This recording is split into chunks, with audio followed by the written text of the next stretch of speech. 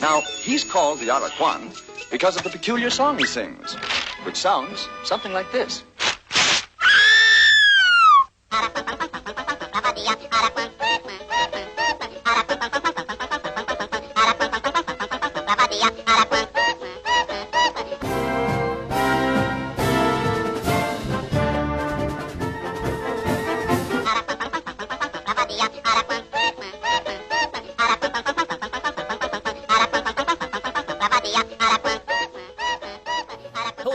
And welcome back to Top Shelf Disney Animation Studios Library, the show where we listen to, no, we don't listen. We watch movies. We you watch, listen. You listen. You listen to us talk about what movies. We've watched. Exactly. Yes. That is TC.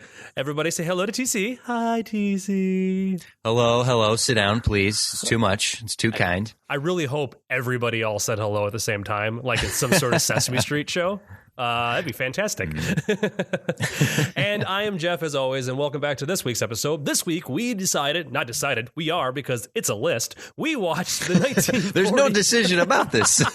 We are required to watch these in the order of their release. Wait a minute. We get to decide which movies we watch, right? So I think we should just sit out the next 6.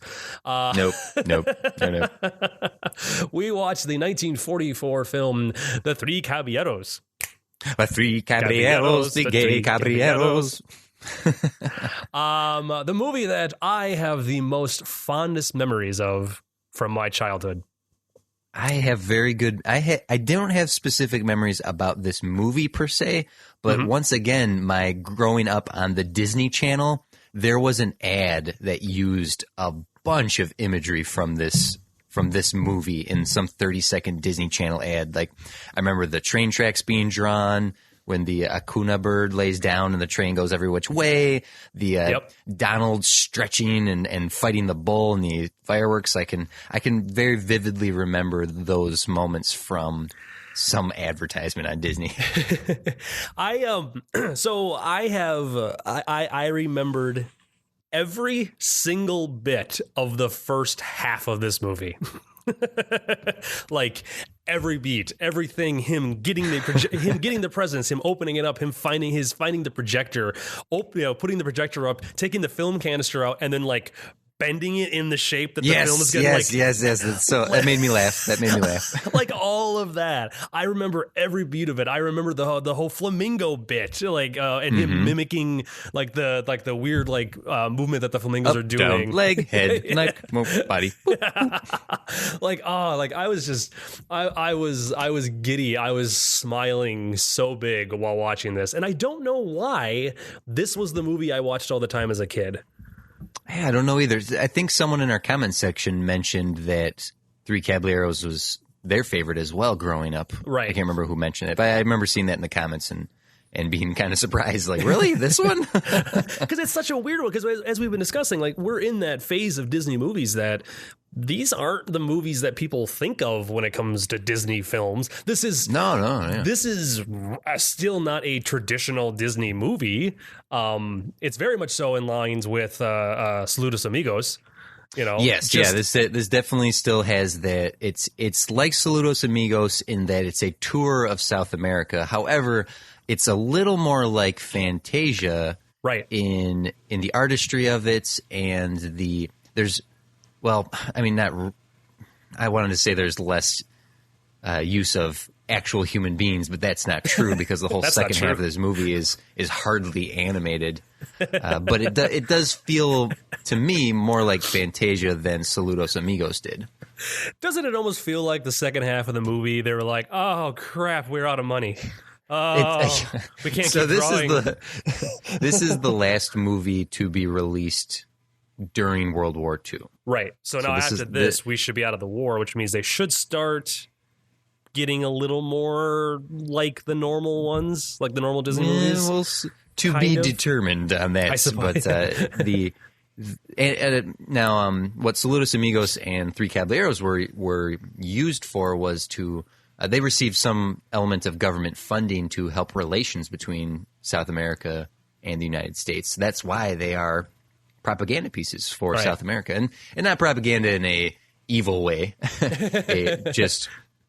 They are advertisements for these southern countries I don't know about you, Jeff, but I feel like Saludos Amigos, which we watched last week, that really made me want to travel to those places. Right. And Three Caballeros, though there were definitely elements of this movie I enjoyed, there was never a moment of watching these locations and these places that made me want to go there. Right. And I feel like when we compare the two, as you said, like Saludos Amigos felt more like a tourist brochure of the location and being, hey, here's the cool places you go to. This one felt more Disney-esque because it felt like, well, here's just some stories that kind of take place in those worlds. You know, right. Yeah, it had a better narrative reason to go from one to the other. That it's Donald's birthday, that he received all these presents that kind of take him to, that take him to Brazil and Mexico. And where does he go with the first one? The Penguin in South America. Yes, there was more of a narrative structure in this than there was in Saludos Amigos, which was just, now let us take a tour of Rio de Janeiro.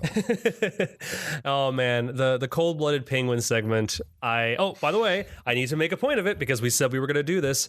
Another appearance from our friend Sterling Holloway as Professor Holloway, yes, as the narrator. But that whole cold-blooded penguin sequence, I remember loving it as a kid, and I loved it now because I was just like, it's so cute because it actually feels more like a Looney Tunes cartoon. Or like a Warner Brothers cartoon. Or a little bit like the Pixar shorts as well. Yep. It's so charming, it's so complete. The idea gets in and out. You're right. It feels more like a Looney Tune or, as I'm saying, like a Pixar short, which it stands perfectly well on its own. Oh yeah. That entire short is just awesome. I loved the entire bit of it. Sorry, I'm replaying it in my head right now, and it's making me giddy.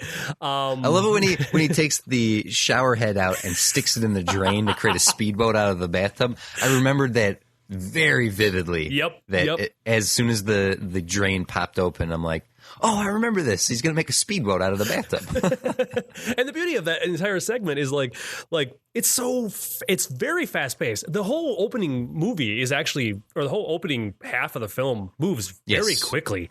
There's little downtime. There's little like breathing space. Here's a gag, moving on to the next gag, moving on to the next gag. We're not going to waste any time. We're doing it. And the movie was still it's still an hour and 10 minutes, but this hour and 10 minute movie compared to, what was the other one? Was it Dumbo? Dumbo was in there. Right? Yeah. Like compared to those, those movies just seem to go on forever. But this hour and 10 minutes, for me at least. Now the second half does slow down a little bit. Don't get me wrong. First half very fast. Second half a little slower. But it's all the live action. But also I have less memory of the second half because as a child I used to fast forward through songs in movies, which is literally the second half of this film. Yeah, I'm sure you're not the only kid who did that. I will say it's faster and funnier for the first half. Like literally, you could chop this movie in half in that first 30 minutes or so. There's never a moment wasted in a joke, in a visual gag. When you look at the penguins, I love his like goodbye party. There's that group of penguins, and it just ends with those last two, and just how dopey they look, and just kind of boom. They have those sleepy eyes, and just that's visually humorous. Like they're very good design on those characters, and the flying burrow short as well. I can remember that one really well. That short is so awesome. I love every bit of it because I love that it's very self-referencing. Like it's aware that it's a story. When he's like, "This is the story of my youth." Oh, hey, little guy, look over there. Yeah. And and then I was pushed upon a tree. No, it was a rock. No, it was a tree. No, actually, I think it was a rock. Never mind. And it's like it keeps like popping in and out, and his self is just like mad. And then he's like, when he's trying to cut the ropes, he's like, and then I took off the ropes. And then I took off the ropes, and they're not actually taking it off. And he's like, use the knife. Use the knife. And I love the ending. And then we flew away, and I was never seen or heard from again. I love it. I love it so much. Like those first two sequences, the penguin and the flying burrito. Flying burro. Flying burro. Someone's hungry. I'm not. I just ate dinner. But like those two sequences are just like they hold up so good, so strong. Yes, so solid. They're very solid. Even Donald opening his presents, like we just mentioned, him taking the film reel and putting in the projector. That's the opening of this film starts so strong. Yep. And I'm smiling watching it, and I'm really enjoying this. And I was like mentally already kind of placing it, like, all right, I'm really enjoying this. I'm really enjoying this. Joe Carioca shows up again. Oh yeah, and takes Donald to Bahia. Have you been to Bahia? I've not been to Bahia. Have you been to Bahia? Bahia, Brazil. Let's go to Bahia.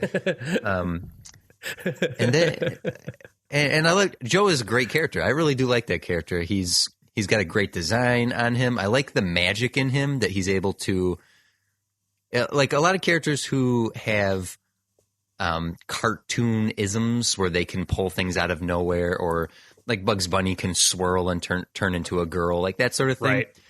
Joe has that, but he's not goofy about it. Right. I like Joe's magic in that he can suddenly duplicate himself into a quartet of singers, like a barbershop quartet, and he can talk to himself, but it's not wacky. Right. I don't know. That's very unique to that type of character with that type of ability. It's not completely over the top. It's like a lot of, like you said, like Bugs Bunny will do that. Actually, even Donald did that in this movie.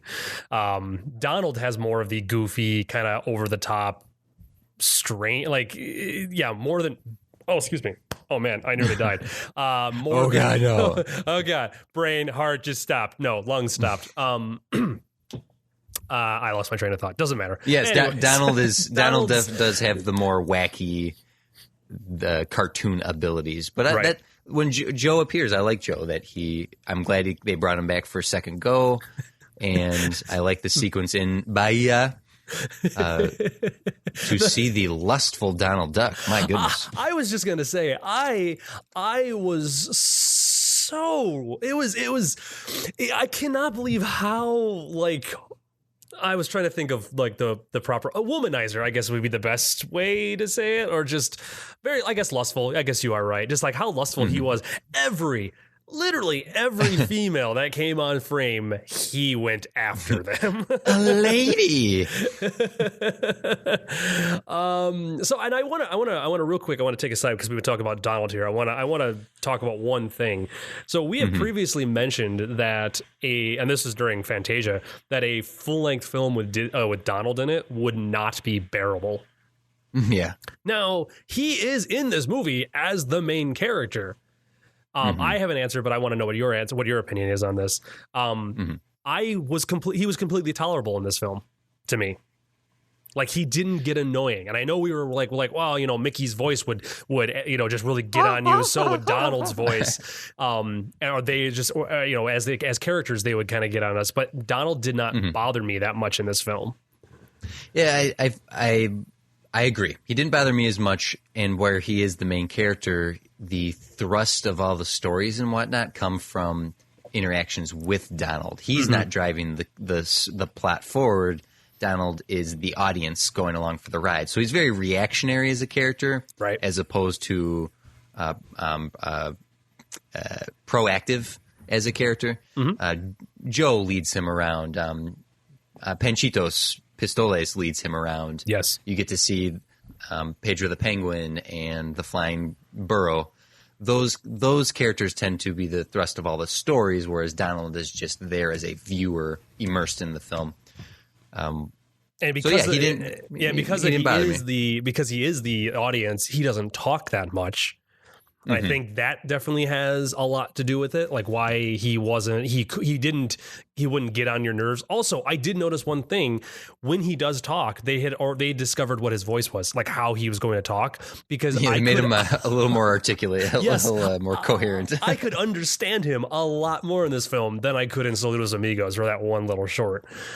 And I thought that was interesting because I was about halfway through the film and I'm like, oh, I know we talked about that, and he was okay in this one. But yes, that you bring up a very good point that it's because he's more silent. He doesn't really talk in this movie. just more being guided by the story as opposed to pushing the story forward. And this is a propaganda piece like Saludos Amigos was. But, and I said this earlier, it's less forced. It feels less like an educational field trip where you go from piece to piece to piece. It has a more organic flow to go from each spot to each spot, and it's less forceful immersion into the culture of South America. And I like that. I liked the introduction to the different styles of music and dance and the flavor of the different places south of the border. I like that. I liked how what's Joe represented, and when Panchito shows up and is the gun-toting rooster from Mexico. What do you think of Panchito's Pistoles? What are your feelings on him? So he used to be the one that I liked as a kid, between from the three of them, and I don't know if it was just because he felt like a cowboy to me more than like a Mexican gun wielder or any kind of like that. He felt more or less like a cowboy, and he was a gun. He was having fun. He was messing around, and I don't know if that's the reason why I was attracted to him more, or if they kind of put him, once he showed up, they kind of made him like the quote unquote leader of the trio. Like he felt the front man. He was surprised. Almost the Frank Sinatra, and Joe is the Dean Martin, and Donald is Jerry Lewis. Like, that's what it felt like to me. It's interesting to me that Panchitos doesn't have as much popularity as Joe. Joe became a very successful character. To this day, he has a fan base in Latin America. But Panchitos, he had his own comic for a short time, but it never really took off. And I like his design. I like his confidence. He is the leader. He's got a great style to him. But for whatever reason, he never really connected with a wider audience. Now, the question that I have is because if you look at him, his character design kind of looks very similar to like Woody Woodpecker. He has a generalness of Woody Woodpecker to him. I know Woody was a little more crazy. I think if anyone was inspired by Woody Woodpecker, it would have to be the Acuna bird. Now, actually, if we can talk about him for a second, that is, to this day, I quote that. That is one of those random things that pops into my head at the oddest times. I will just be working on something, or I need to run to the kitchen to grab some food, and just suddenly I'm. I am not going to lie. I had completely forgotten about that character. Love that character. As a child, that was one of my two absolute favorite moments from this entire video. He's such a great, silly, just complete nonsense. The fact that he doesn't show up a third time really bothers me. Oh, yes, I agree. But like the moment he does show up, the moment the narrator was like introducing, like, oh, and now we're going to like, I suddenly went, oh, I remember it. Like it all just came flooding back. It was all back in my head again. And like, I knew the exact length of it, of like the song. And then when he would do the like that part, like I knew that and I was singing it and I was like, oh, I want to make that my ringtone to my phone now that I think about it. Oh, wouldn't that be brilliant? Yeah, because it's easy to loop. I found there's a 10-hour long YouTube video of it. Oh my God. Chuck, could you sit through 10 hours of that? Talk about like Clockwork Orange torture. You must sit in this chair and stay awake and listen to 10 hours of the Acuna bird. I have a feeling that it would be fun at first, and then it would get very grating for a long time, and then around hour 6 you would be singing it again. Yeah, and then you would lose your mind and become the Acuna bird. Yep, and then the next thing you know, I'm breaking all forms of reality. What happened to Jeff? Well, he became the bird from the Three Caballeros. What? Which one? There's like a bunch of them. Yeah, good point. Anyways, the Acuna bird. The Acuna bird. You know, the one that sings. Don't make me sing it. That's how he went down. Don't make me do it. Now, you had said that this movie doesn't feel long. It doesn't feel its length, but you did admit it slowed down about the halfway point. It does slow down about halfway through, yes. For me, after the title song, after Panchitos shows up, they sing Three Caballeros, the movie really loses a lot of its steam. It relies much more heavily on filmed footage and less with the animation, until you get the crazy drug trip that is the finale of this film. Disney and their drug trips, you know? I tell you. I would love, I hate to be armchair quarterback in here, but I would have loved it if that kept building and building and building and building to a point, and then the Acuna bird interrupting it and freezing it all to a halt. And then... hey, we're trying to end the movie, and just chasing him off into the like just fade to black, chasing the thing away as he steals the end of the movie. Just have the movie fly off its rails. It does seem weird that they didn't bring him back a third time. It really does. Yeah, but the second half of this movie for me, I was disappointed because I enjoyed it so thoroughly up until Panchitos, the title song, getting to him, and then it just visiting each place and just seeing the live action musical number. They didn't do it for me. I was disappointed by it. And I will, yeah, because the whole like flying carpet, or sorry, the flying serape that they're flying around in. Like, I love that sequence because that's Donal going down on the beach with all the women and chasing them around. Like, that's fun. Yeah, I love watching him sexually assault women. It's amazing. Hey, that's a beach full of women, and they started it. Okay, no, that's please do not quote me for that. Hold on a minute, Jeff. You're still thinking like 1940s, Jeff. I can't help like it, yeah. 1940s, Jeff.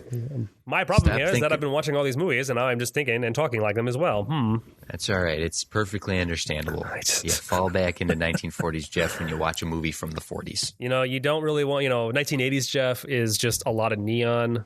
1970s Jeff is 60s afros. 60s hippie Jeff is what I'm looking for. Oh, man. He only comes out every once in a while. He's usually sleeping. No, but like it's I mean, I will agree. Like, the second half of it's a little slow, and I do remember after having finished the movie, which also yet again another Disney film that kind of just ended. Like, it was just kind of going, and just, we're done. Oh, and the movie's over. Oh, okay. But I remember as a kid always fast forwarding through, like I said, all the singing parts. And unfortunately, the last half of the film is mostly singing. So that might be why I enjoyed the first half so much and kind of forgot that the film slowed down in the second half. Yeah. As long as you didn't fast forward through it this time. No. I watched the whole thing because now as an adult, I don't fast forward the songs because I like. Okay, so quick tangent here. I like Abbott and Costello. I like movies from this era, the 30s and the 40s and the early 50s. And Abbott and Costello, for a lot of their earlier films, just like the Three Stooges and the Marx Brothers, would all have songs. Sprinkled throughout, and I would always fast forward through them as a kid. But I've been rewatching them in the last year or so, and I watch the songs and I go, I know half of these these songs. Like, they're songs that I actually have on my iPod. Like, I like this music, so like I'm rediscovering that I'm discovering that had I actually not been a normal child and fast forwarded through them, I would have been exposed to this music so much sooner than I had been. But no, anyway, sorry, I digress. No. Actually, you've kind of led me into an area that I wanted to discuss, and we've sort of stepped on this already, but the style of comedy from this movie, dealing with a trio of vaudevillian, slapsticky, hyper animated comedy is such an old era of comedy. You don't really see this style of animation happening anymore, because a lot of modern day goofy animation, not Goofy the dog, I mean wacky animation that you see on I actually completely Nickelodeon forgot and that Cartoon Goofy Network is a dog and whatnot. Those, yeah, he's not a man. But the modern comedy, as weird as it can get, is a lot more irony and meta, and the visual gags that the old style of comedy was built upon. I don't feel like you really get that anymore in the current iteration of animated comedy. I could be wrong, but I don't know. How do you feel about that? That the differences in the era of comedy that we're looking at? I do agree. You don't seem to get a lot of that type of storytelling or that type of animation. I don't know why. I don't know if it's just because life has changed and what people find funny isn't funny to them anymore. Like it takes a certain type of audience to enjoy that type of slapstick or that type of physical humor. It's just, I don't know. That's a really good question. And I was trying to think of an answer as you were telling me, because I knew where you were going with it. And it's so hard to know. I'm kind of just riffing off the top of my head because you kind of set my mind in that track. But a lot of the comedy we see now, both whether it's feature or animated for television or even online comedy with YouTube videos and whatnot, it's more often than not that the comedy being represented, even if you look at like The Simpsons and The Family Guy, that can be done in another medium. That's the majority of animated comedy that exists now, you can do in another medium. It could be live action. It could be staged differently. It's stuff like Pixar, I feel, animates specifically to animation. Like Finding Nemo could not exist in any other medium. It has to be. It has to be animated. And Toy Story, you could say, yeah, you could potentially do some sort of live action with that. In fact, the Muppets have the Christmas toy short holiday film that's very much the story of Toy Story, in a toy being replaced by a new toy. But you look at Three Caballeros and and Saludos Amigos as well, because it's hard not to group those two together. A lot of the comedy that comes out of this era in the 40s and this older style of animation is specific to animation. It's a hyper animated, it's a hyper realized, exaggerated style of that vaudeville comedy that's built on fast-paced visual gags like the Marx Brothers or like Abbott and Costello's zinging verbal sparring. It's represented so nicely in something like Three Caballeros, particularly that first half with Donald interacting with Joe and the way the narrator interacts with the flying burro. I could be wrong, but I'm having a hard time imagining or coming up with an idea of what modern day animation really utilizes that style. And I don't really think there is. I feel like whenever any kind of film tries to go back, I don't even think even animation. You could argue that there are live action films these days that will occasionally try to go back to like an older style, and no one watches them. They're not popular because it goes back into that whole, that's not what people like anymore. And unfortunately, nobody wants to kind of like revive or revisit those old days because, if there's not a market for it, we're just going to lose money on a project. Nobody wants to take a chance and make an old-fashioned film or an old-fashioned style. A Family Guy, Seth MacFarlane has this deep affection for the Bob Hope era, the road picture shows that he used to do with Bing Crosby, and that really shows in the Brian and Stewie episodes on the Family Guy. But which I will argue are the best episodes of that show. I love every time it's Stewie and Brian and it's a road to movie. I love those episodes. But if I can think, really, SpongeBob, which is still on the air after all these years, SpongeBob utilizes some amazing animated techniques. Like, you couldn't do SpongeBob another way. When they do those like really tight close-ups, that Ren and Stimpy gross out close-ups, I love those. Like that's a very visual gag. That's a very it comes from a different era of animation.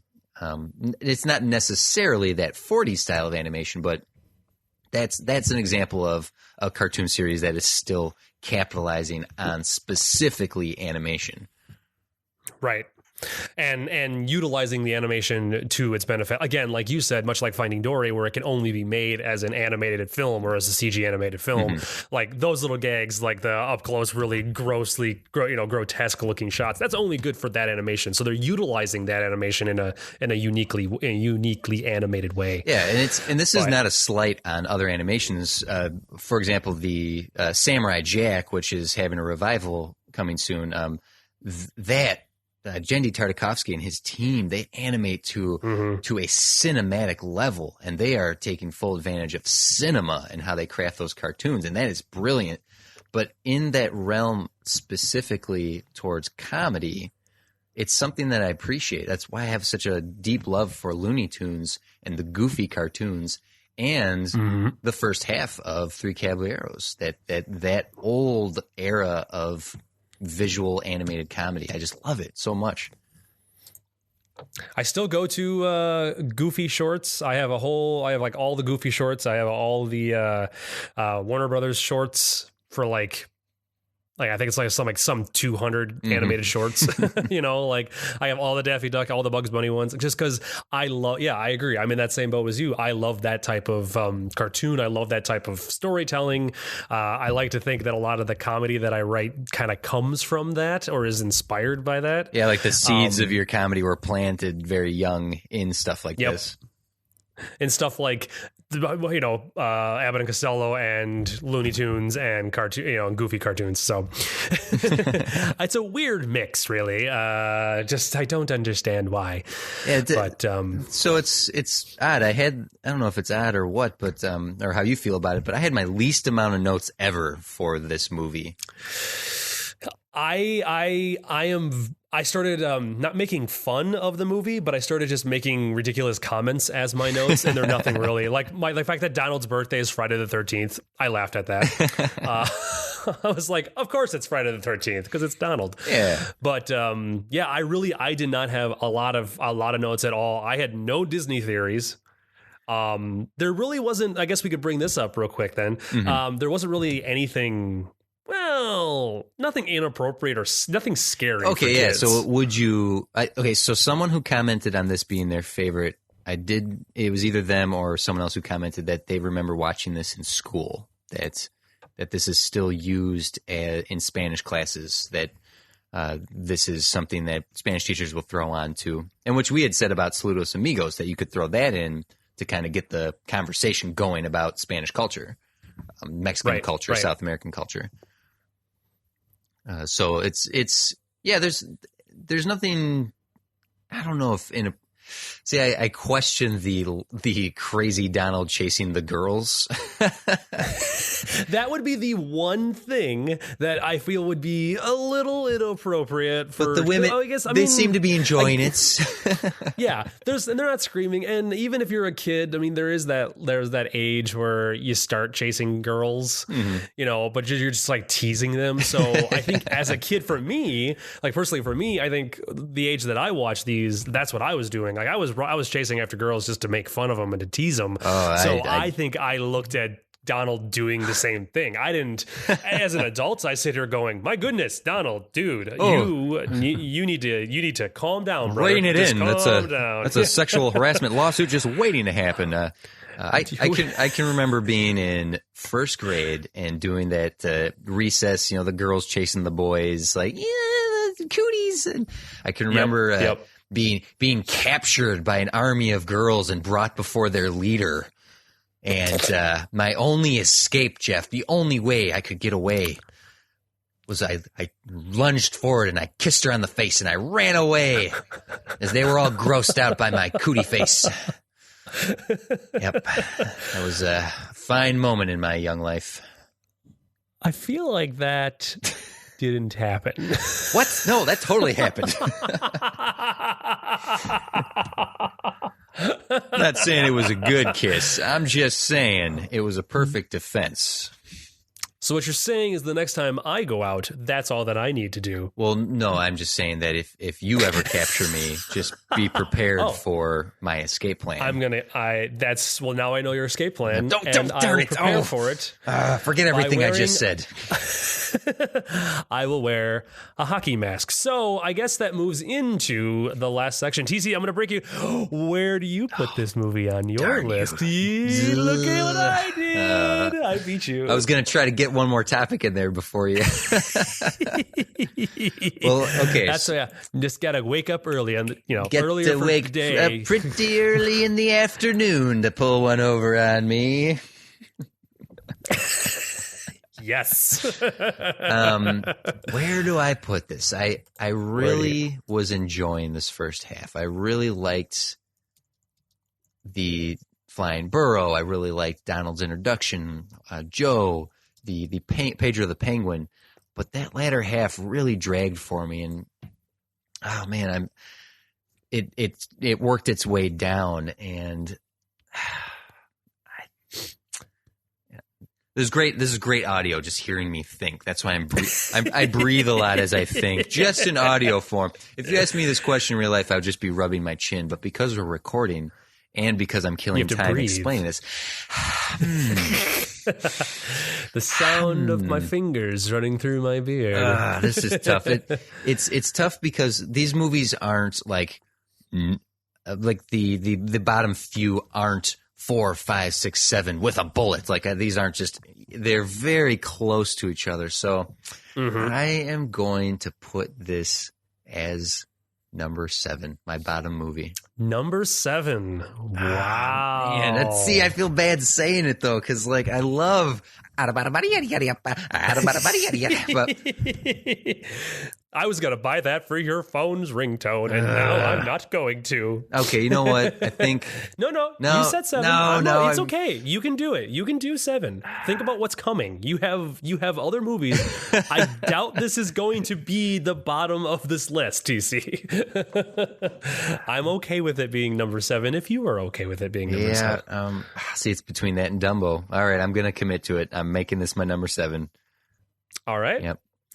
We have a disagreement today as well, TC. Our list is already different because you had put that is true. Saludos Amigos as your number 6 right now, correct? Yep. Okay. Correct. Yeah. Correct. So I was doing some thinking. While watching this last night, because I always watch the movie the day beforehand, if I can, because I don't have time to watch it before we record.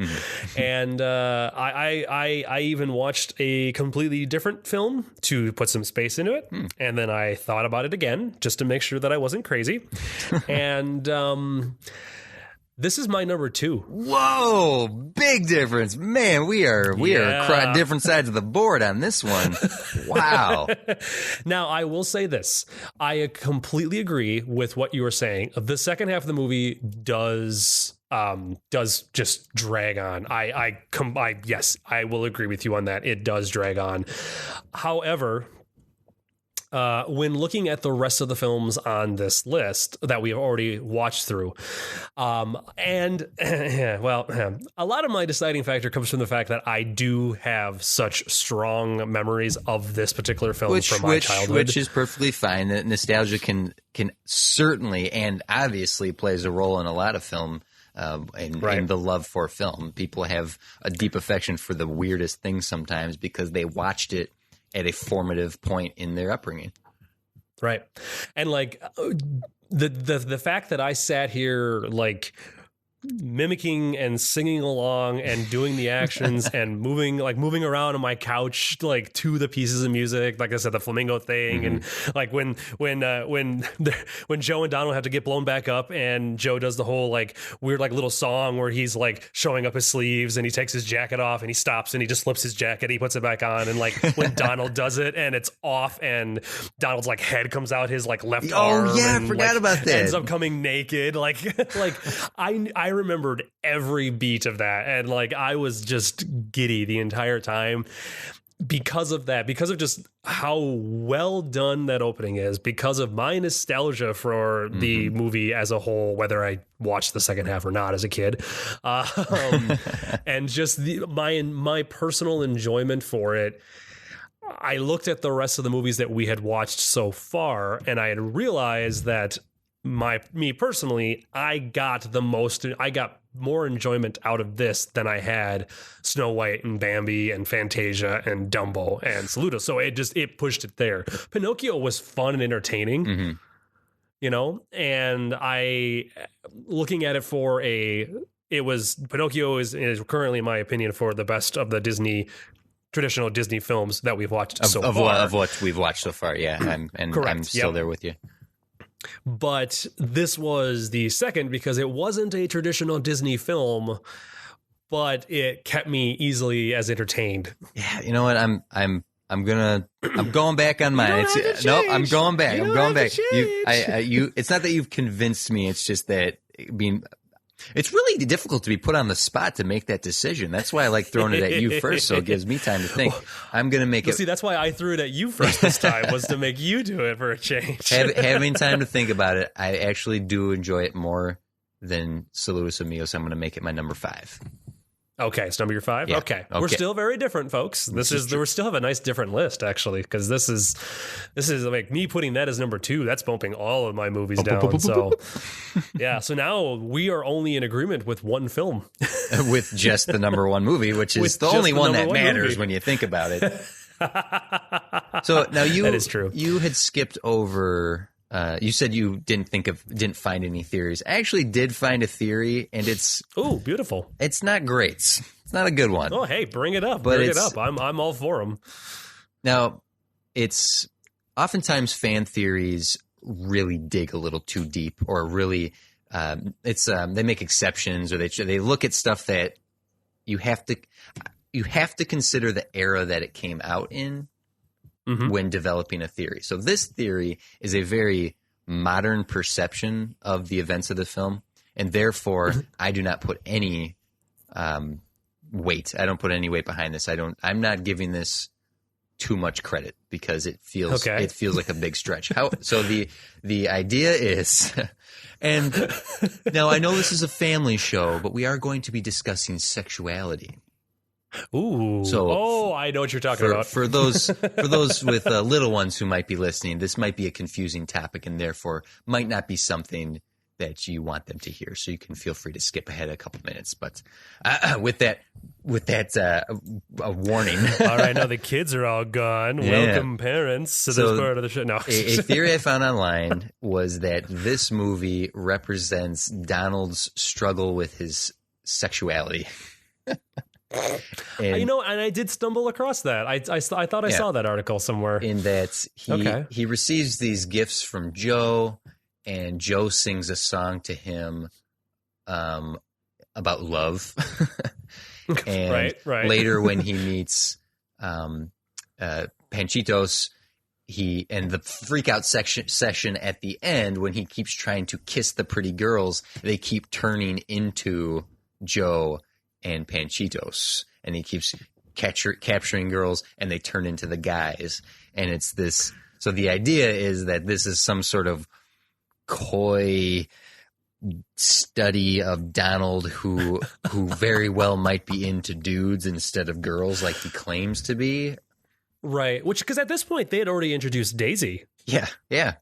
Daisy Duck had already been established as Donald's girlfriend, but they had not put her into these movies because one of the things, the reason why they didn't do that was actually because they thought it wouldn't be right if people saw or knew of Daisy, and then they saw Donald just chasing after every woman possible. They actually thought that would be a sign of infidelity. He needs to be monogamous to his Daisy Duck.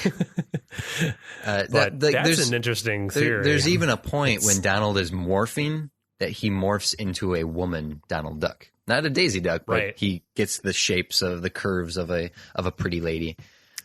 The very strong curves of a pretty lady. Donald was well endowed. Let's guess. Pump the brakes there, Jeff. You're talking about a cartoon duck. Jeez, I'm trying to be careful. But so then Pedro the penguin is a penguin who's surrounded by all the similar in appearance people, or it's black and white.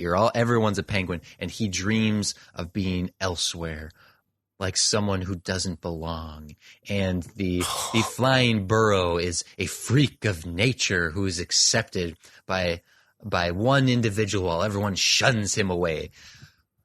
So again, I will say sometimes interesting. This is stretching. All right.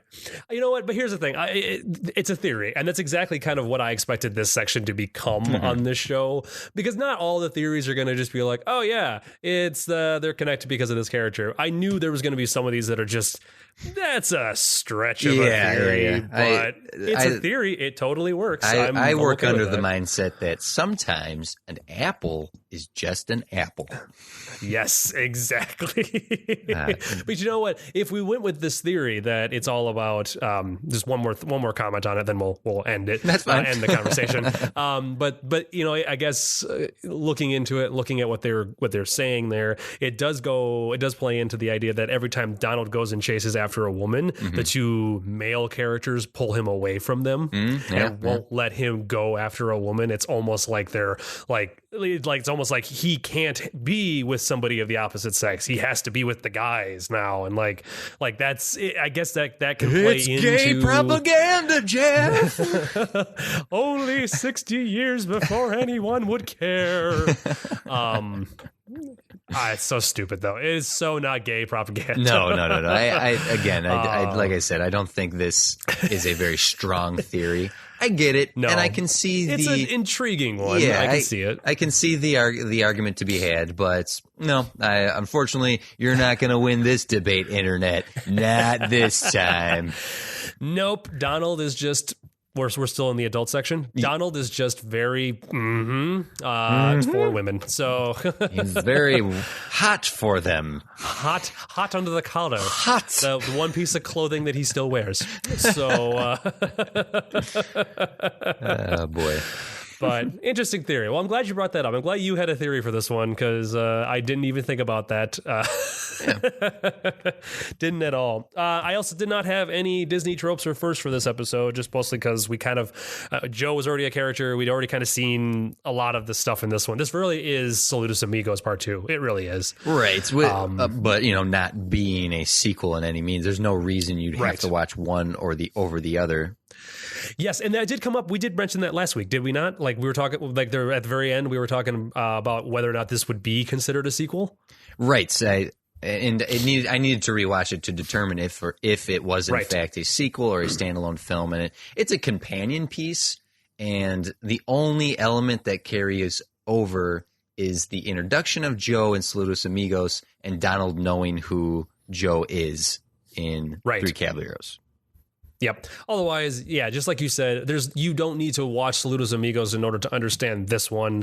You might get a little bit more out of it because you can see what they were, you go from one to the other and you're like, oh, okay, yeah, they're continuing that theme of South America. That's it. There's no other. Yeah, there really isn't. It's not like Saludos Amigos ends with Donald being like, well, I'm going to go home because it's my birthday tomorrow. Bye, everybody. Bye. And then like pick it up right there. Yeah, exactly. I'm going the Back to the Future route of sequels, where it's literally the moment the last one ended is where the next one picks up. That's already playing. If you haven't noticed, I'm playing the Back to the Future score underneath this entire. No, I'm not doing that. Hey, the Back to the Future score can be used for any occasion, Jeff. All right, this is true. Like if it will be my wedding theme. Like you're like when you're working and the shift is almost over. You're looking at the clock and it's like.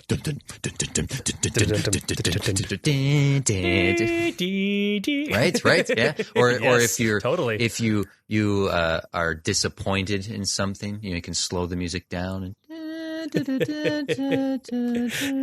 it's works. The muted trumpet version from Part 3. It works for everything, Jeff. The Back to the Future song is perfect for every occasion. And welcome back to TC and Jeff Dissect Movie Scores for Every Occasion on NPR. Sorry. I'd listen to that show. Anyways. I would too.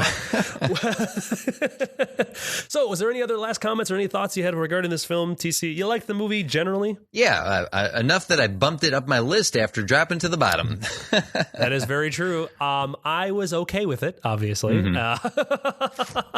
It was just okay. This was fun. This one was a lot of fun to kind of revisit and kind of remember those moments, having those moments of just being like, yes, I remember this one. I remember this part. That was just so exciting for me.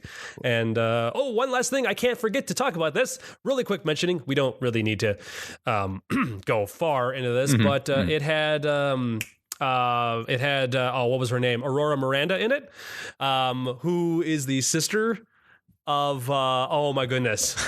Oh, I got her name. You should have had this worked out before you started. I did, and the name spaced out on me at the last. Carmen Miranda. Sorry, Carmen Miranda. For those of anybody who knows the old school, Carmen Miranda was very much so like a dancer, like a Mexican dancer, Mexican Spanish. South, I don't remember actually. Latin American. Nationality. No, just Latin. I don't just know. Latin. Just Latin dancer who always used to have like fruit and vegetable. Like she always had like these very elaborate headdresses. But it's her sister that's in this one actually. So I know Carmen Miranda from a lot of different. She was in a lot of movies and TV shows and stuff like that back in the day. So.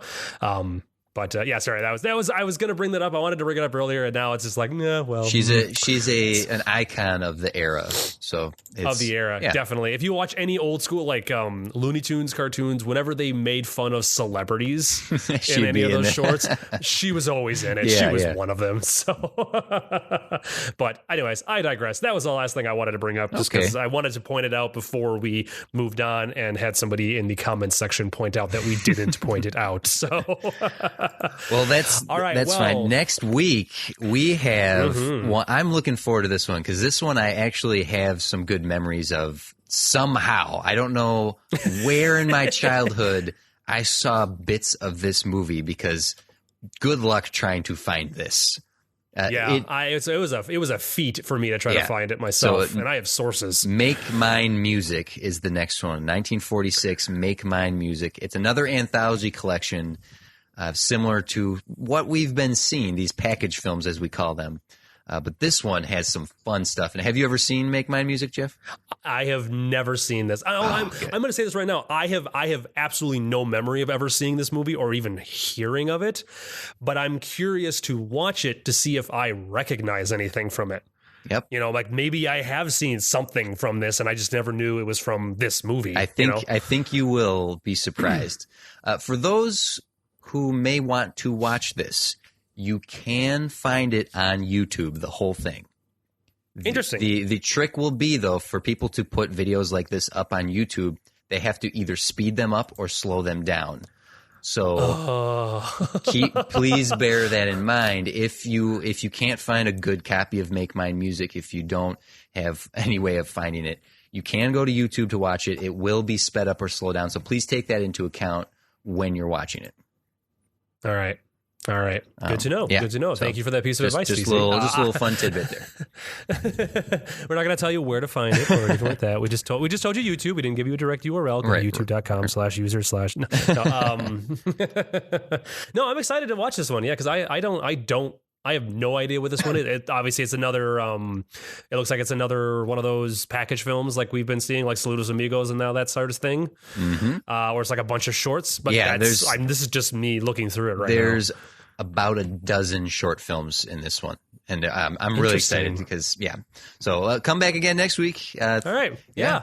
Fantastic. Well, as TC always says, since you said the movie, I will say TC's part because that's what we're doing this week. It's all a flip-flopper reversal. I did it earlier with the asking you first. Thanks again for leaving all the comments on the Facebook and tweeting us. Oh, do we have any notes, any comments from anybody? Did you have anything that? Nothing. I didn't get any tweets this week, so okay. Nothing to mention. I don't think Three Caballeros was really a movie that many people wanted to talk about because I don't think anybody really knew about it. So yeah. But anyways, please continue leaving the comments and any questions you might have. You can go ahead and tweet both of us. What is it? Tweeterpate. That's not the word at all. Tweeterpate. You can Tweeterpate TC over at TC's Big Head and me at Random Bell. Go ahead and leave us any questions or comments you might want us to read on future episodes of the show. Usually about the movie that we're going to watch, or if it's just even a comment, I guess we can obey. If it's apt, we'll get to it. if it's apt pupil. If it's about a Stephen King book, that'd be great. Yes. Only about that, though. Only about that. Only about that. That's right. But until then, you guys can find us on Facebook.com/TopShelfPod. That is the official Facebook home for the website. Otherwise, ghosthat.net is where the show lives and resides. You can listen there. You can also listen to us on iTunes and on Amazon Play and on Stitcher. And pretty much you can just Google us. If you're listening to us now, fantastic. Thank you. Continue, please, because we love you guys listening. We love knowing people are listening. We listen to our show. Validate us. Other people listen. We require your love. But yeah, that's all. That's all I got for this week. Well, quick thank you to everyone for sharing as well. I see that's the podcast has been getting around. But for those of you who may not notice, there was a little bonus video that we put up this week from last week's episode, which had we had a little extra conversation that I felt obligated to do a little video for. And maybe we'll do something like that again in the future. Just a little something extra for you listeners out there. Yep. We definitely won't do it every single episode. It just kind of depends upon if something happens, basically. But yes, TC, you sent me that thing. I was so happy when I watched that. And I knew what the audio was. Yep. I was still happy. I'm glad you liked it. I had fun making it. I enjoyed it. And I hope all you guys do too. We posted it on the Facebook page. So if you're listening to this, but you don't know about the Facebook page, go over to the Facebook page and watch the video there. It's fantastic. Validate TC's hard work, please, guys. He needs it. So, all right. Well, with that, everybody, I got nothing. So TC, go ahead and sign us off if you shall. All right, everyone. Thanks for listening and stay random. Huh? Yeah. Oh, you see, it sounds better when you say it. When I say it, it's just like, what's that? I don't get it. You're being weird. And until next time, we'll be right here. Aha, see? Bye, everybody. Bye, everybody. I think that might be our real sign off. Just goodbye. We attempt our sign off. We babble about it for a good 15 to 30 seconds, and then I just cut us off by shouting, "Bye, everybody." I like this sign off. This has been a production of Ghost Hat Media, proud member of the Ghost Hat Network. Find them online at www.ghosthat.net. I like the ending.